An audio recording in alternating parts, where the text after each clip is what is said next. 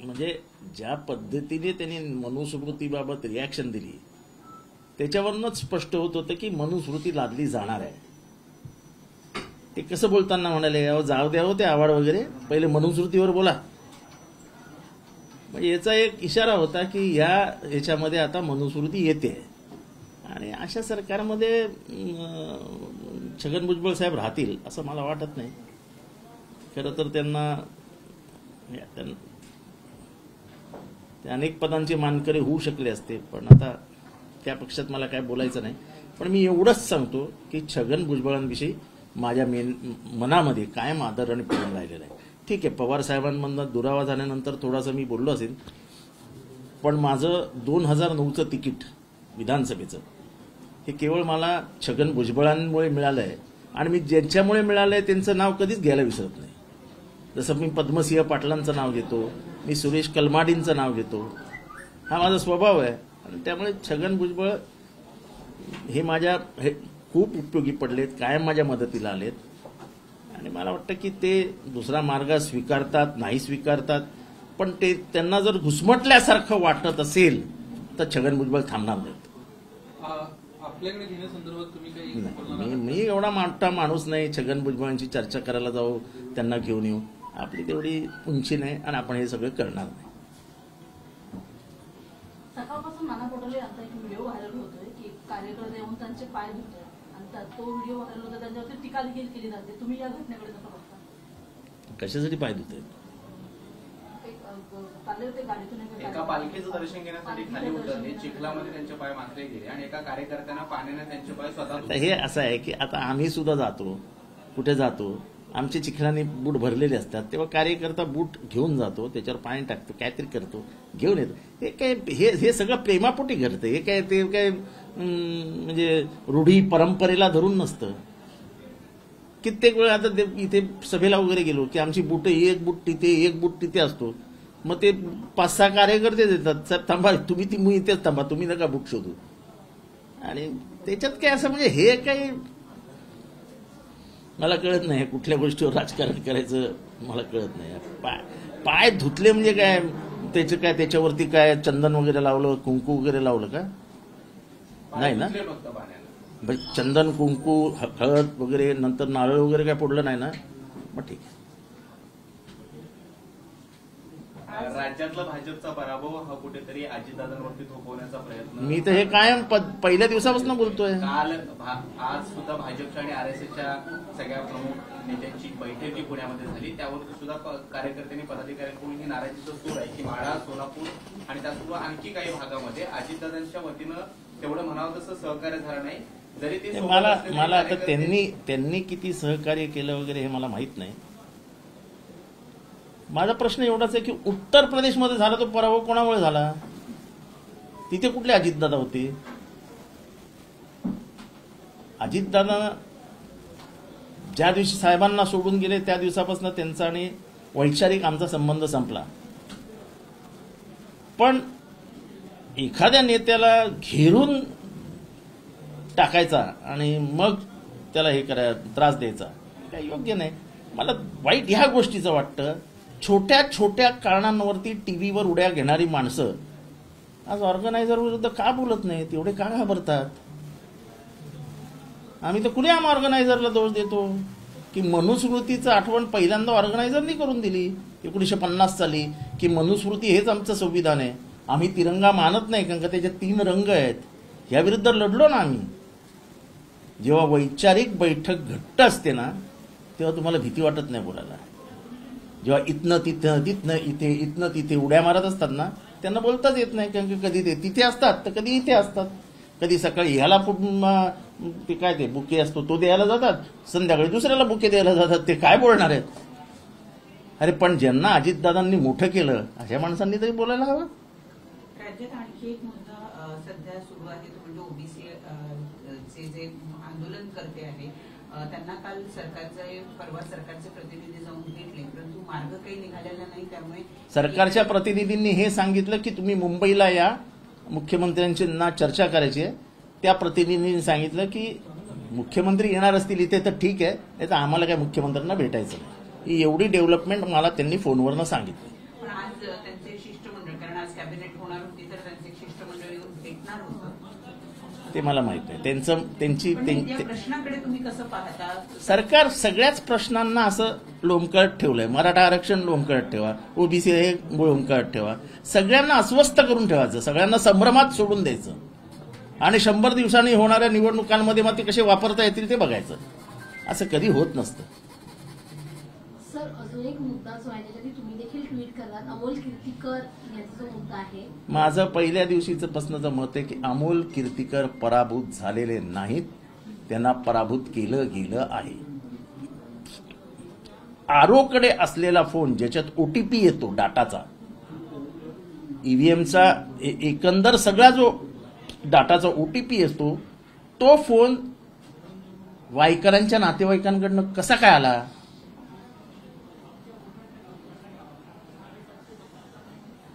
साधारण लीड जेव्हा कमी व्हायला लागला वायकरांचा, खरं तर अमोल पहिल्यापासून आघाडीवर होता, त्याच्यानंतर कोणाकोणाचे फोन आले? कारण का तिथल्या ज्या सूर्यवंशी मॅडम आहेत त्यांचे लागेबांधे किती मोठ्या मोठ्यांचे आहेत याची कल्पना मला आहे. कारण का मी त्यांनी माझ्या हाताखाली काम केलं, हाताखाली नाही, आमच्या ठाण्यात होत्या त्या कशा बोलायच्या कशा वागायच्या मी फार जवळनं बघितलंय. त्याच्यामुळे देशभरातले इलेक्शन्स बद्दल जो संशय व्यक्त होता की ईव्हीएम मॅनेज होत नाहीत, होतात, अखेरीस स्वतः आरोच्याच हातनं हे सिद्ध झालं की ईव्हीएम मॅनेज होतात. त्या ईव्हीएमला ओटीपी येतो, कोणाला आजपर्यंत माहित होतं की हा ओटीपी असतो म्हणून?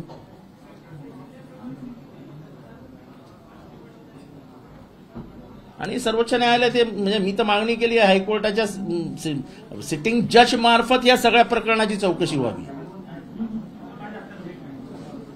दुसरी गोष्ट, final counting of EVM machine झाल्यानंतर पोस्टल बॅलेटचं रिकाउंटिंग होऊच कसं शकतं?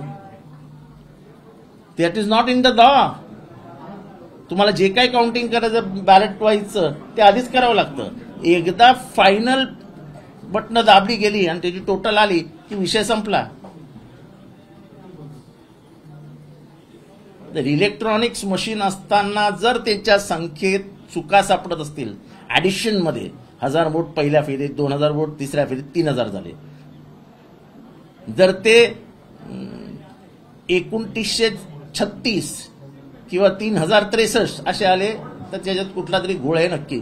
कारण का कॅल्क्युलेटरमध्ये कधीही घोटाळा होत नाही आणि आपण ईव्हीएम कडे कॅल्क्युलेटर म्हणून बघतो. आणि असे कित्येक मतदारसंघ आहेत देशभरात की ज्याची मतदानाची जो टोटल आहे आणि ईव्हीएम मधनं बाहेर पडलेली टोटल हे वेगळे आहे. 17C फॉर्म मध्ये जी टोटल दिलेली आहे आणि ईव्हीएम मधनं बाहेर आलेली टोटल ही वेगळी आहे. याचा अर्थ कुठेतरी काहीतरी आहे. आता एक्सप्लेनेशन अख्ख्या भारताला लागणार ना. 1000च्या आतमध्ये किती जण विजयी झालेत आणि ते नेमके एकाच पक्षाचे आहेत. म्हणजे 1000च्या आतमध्ये हे सगळं ओटीपीचं काम आहे हे सिद्ध होतं. इलेक्शन मॅन्युप्युलेशन मधला हा भाग झाला. मग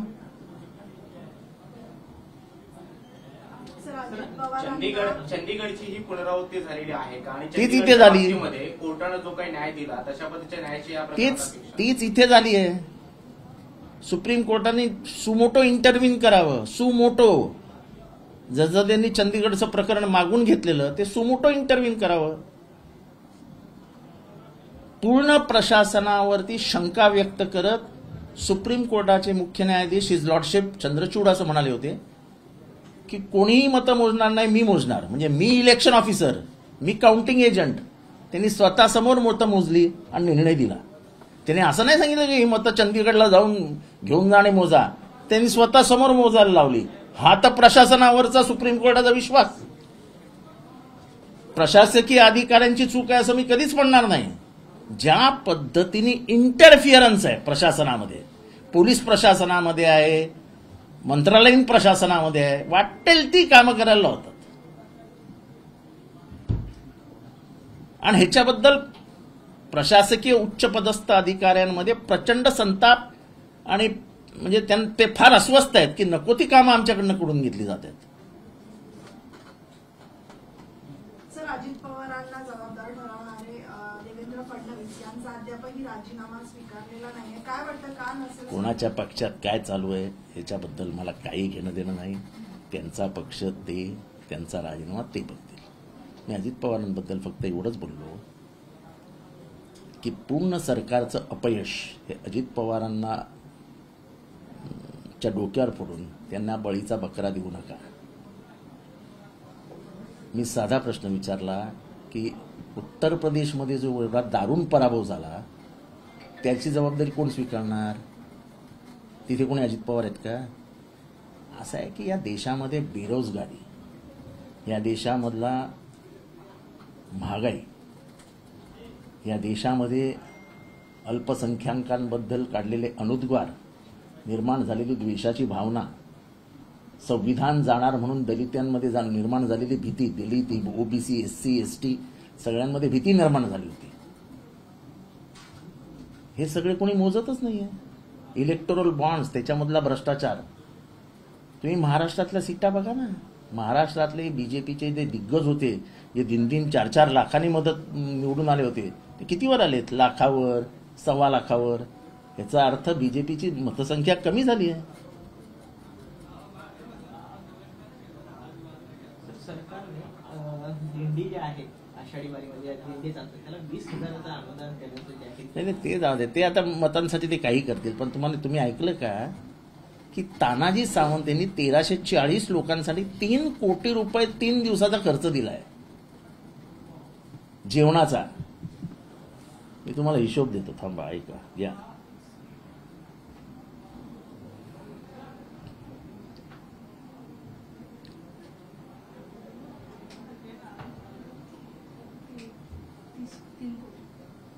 जेवणासाठी 3 कोटी 1300 लोकांना.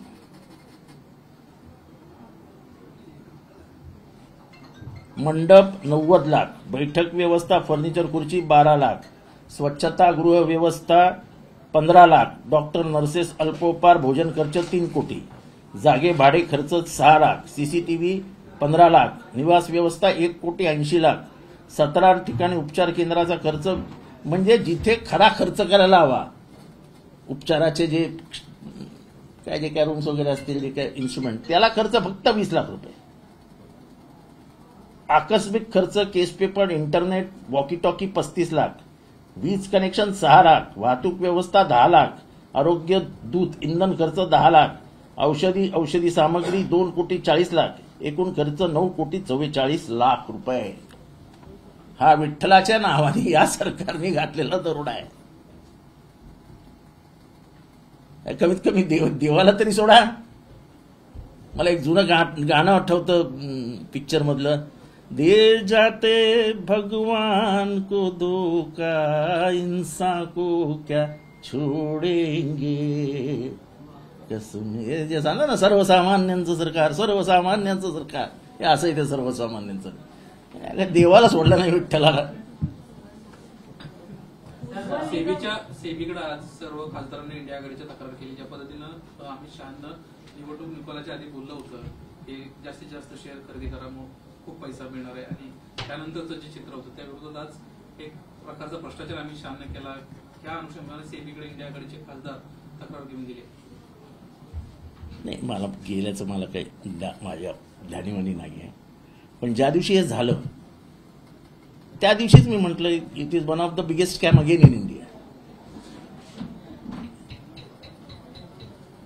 शेअर मार्केट मॅन्युप्युलेशन सारखी घाणेरडी गोष्ट नाही.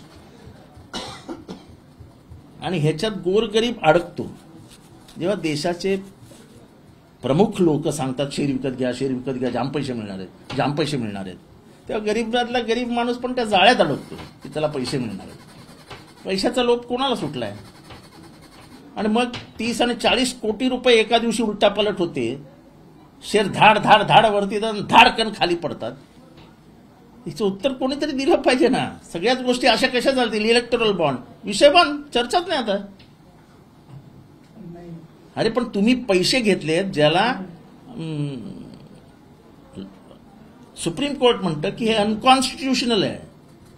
जेव्हा अनकॉन्स्टिट्युशनल पद्धतीने पैसे घेतले जातात तेव्हा ते पैसे पण अनकॉन्स्टिट्युशनल आहेत. मग त्याच्यावरती अनकॉन्स्टिट्युशनल संविधानिक पैसा जमा करणं हा कायद्याने गुन्हा आहे.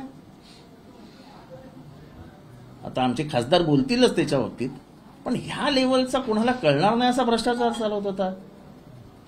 आम्ही इलेक्टोरल बॉन्ड्सची माहितीच देणार नाही असं सरकारी वकील जेव्हा सुप्रीम कोर्टात सांगतो तेव्हा आश्चर्याचा धक्का बसतो. आणि सांगताना हे सांगतो की आम्ही जर दिलं तर भारतामध्ये हाहाकार माजेल. कशामुळे हाहाकार माजेल?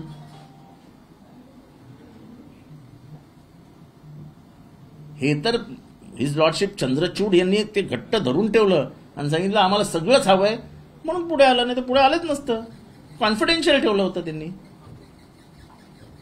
इलेक्टोरल बॉन्ड्स आणि हे आता मी जो भ्रष्टाचार सांगितला तो म्हणजे सेबीचा म्हणजे तुमच्या शेअर विक्रीचा, या दोन भ्रष्टाचाराची चौकशी केली तर या सरकारमध्ये 70 वर्षात टोटल जेवढे भ्रष्टाचार झालेत ना त्यांच्या 100 पटीने अधिक भ्रष्टाचार झाले.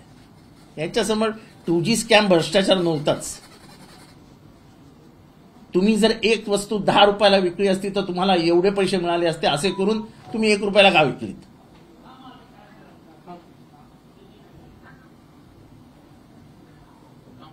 म्हणजे ज्याला म्हणजे हवेतले विचार असतात ना, हवेतले विचार किती 170 लाख कोटी वगैरे काहीतरी विचित्र फिगर आणली होती. आता मोबाईल आपल्या हातात दिसतोय ना प्रत्येकाच्या, याला जर लोकांपर्यंत कोणी पोचवलं असेल ना तर तो राजा, ज्याला तुम्ही जेलमध्ये टाकलात. गरिबांच्या हातात जो मोबाईल दिसतोय ना तो UPAच्या धोरणामुळे दिसतोय. लोकांना परवडेल अशा भावात UPAच्या सरकारने मोबाईल आणला, लोकांचा संपर्क वाढावा. आज आपला देश मोबाईलवर चालतोय, कित्येक ऑफिसेस मोबाईलवर चालत आहेत, जगाशी संपर्क आपला मोबाईलवर होतोय. मला तसं वाटतच नाही मी ऑफिसच्या बाहेर आहे, गाडीत बसलो असलो तरी सगळी कामं होत असतात. आणि तुम्ही त्या राजाला 2 वर्ष जेलमध्ये बसवलेलं. इथे तर म्हणजे तो सुद्धा नोशनल लॉस होता, म्हणजे असा हा विचार केलेला लॉस होता. 1,70,000 कोटी, आता 35 लाख कोटी, 50 लाख कोटी, कोण बोलायलाच तयार नाही. म्हणजे एवढा भ्रष्टाचार तर म्हणजे सगळ्या काँग्रेसच्या 70 वर्षात झाला नव्हता. म्हणजे 70 वर्षाचा जो त्यांचा हिशोब आहे ना तो चुकला इथे. उज्ज्वल निकम भाजपात जाऊन लोकसभा निवडणूक लढवलेल्या उज्ज्वल निकम ते पराभूत झाल्यानंतर आता पुन्हा एकदा त्यांची विशेष सरकारी वकील म्हणून नियुक्ती करण्यात आलेली आहे. भाजपचं मूळ सदस्य सुद्धा अजूनही त्यांच्याकडे आहे. तर अशा परिस्थितीत त्यांनी ती स्वीकारायला नको. एथिक्स म्हणून वकील हा नॉन बायस्ड पाहिजे, त्याचे पॉलिटिकल व्ह्यूज असावेत, पण तो कोर्टात जाताना त्याचा कोर्टावरती कुठलाही डाग नसावा, कुठलाही शिक्का नसावा. आज उज्ज्वल निकम हे एका विचाराने प्रेरित होऊन त्यांनी लोकसभेची निवडणूक लढवली आहे, त्यामुळे त्यांनी स्वतःहून ते पद नाकारायला हवं. आज ते पहिल्या सुनावणीला हजर सुद्धा झाले होते. पहिल्या सुनावणीला हजर नाही, पण ते आता असं की अभिषेक मनु सिंघवी हे कधीच मंत्री नव्हते.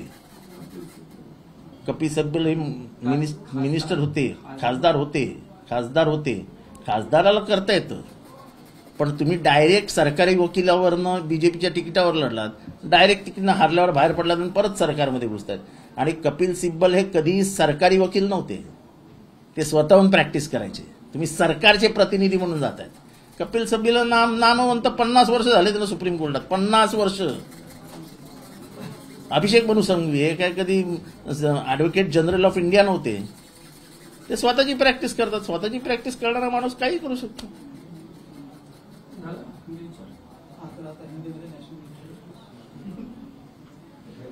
सर, हम देख रहे हैं कि एनडीए की बैठक उसमें लोकसभा स्पीकर का पद बहुत महत्वपूर्ण होता है. प्रथा परंपरा ये भी रही कि लोकसभा का उप लोकसभा का पद जो है अध्यक्ष का पद विपक्ष को जाता है. अब तो बड़ी संख्या में विपक्ष है जो पहले नहीं था। पहले कुछ कारण रहे होंगे, लेकिन अब मिलना चाहिए ऐसा लगता है क्या? वो प्रथा परंपरा कुछ मिलने वाला नहीं, खाली फुकट क्यों आशा व्यक्त करे कि हमको मिलना चाहिए। देने वाले कुछ नहीं तो काय को हाथ फैलाओ। कोई जो परंपरा रही है, जो सिद्धांतों के ऊपर हमारी लोकसभा चलती थी, वो सिद्धांत ही नहीं रहे तो कहां सिद्धांतिक बातें करेंगे।